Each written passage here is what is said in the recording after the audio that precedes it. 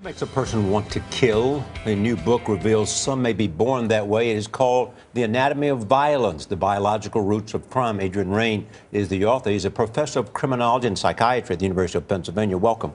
Good morning, Charlie. Biological factors that tend towards making a young person violent. Yes, exactly. It's not just the social environment. There's genes, there's biological factors like a low resting heart rate, and factors really early on in life that can raise the odds that a kid could become a criminal, like a mum who smokes during pregnancy, takes alcohol, or poor nutrition even during pregnancy.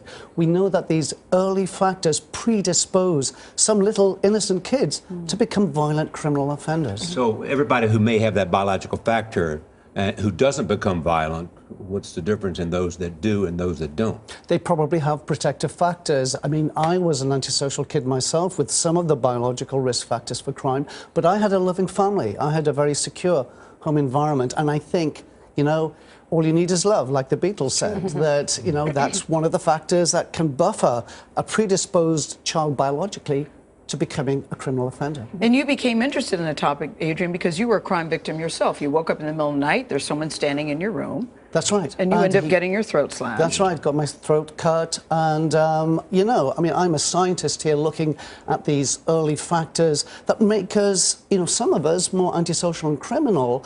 And so at some level, I think, well, should we cut some of these offenders a bit of a break, you know, because they're not responsible for the mother drinking during pregnancy. But you looked at the brain. But you look at the brain as well, and you see that the frontal region of the brain is just not functioning well in murderers. The part of the brain that's involved in planning, regulation, in like the brakes on behavior, you know, if the brakes are worn on the car, runs out of control. So you studied the brains of 41 killers, and what specific did you find that are similarities between these brains?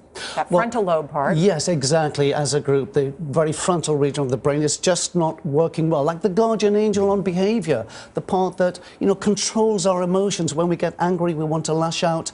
It's the frontal cortex that puts the brake on that. That's worn out. We also found that the emotional part of the brain in some psychopathic offenders, cold-blooded killers, that emotion part is shrunken. That's the part that gives us the fear of punishment. That's the part that gives us the feeling for what's right and wrong. These psychopaths don't have those feelings, and that's why they do. You know what some people worry about? They worry that people will say, I'm not responsible for my own actions. It's biological. That's one side of this neurocriminology sword. It's going to be an excuse. That's one of the fears that we have. You know, where goes responsibility if we say, look, it's in the brain, it's factors beyond the individual's control. But you know, a baby that has fetal alcohol syndrome, it wasn't responsible for its mother drinking. That baby is 19 times more likely to be convicted as an adult.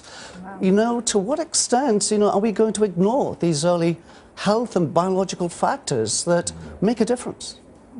Thank you.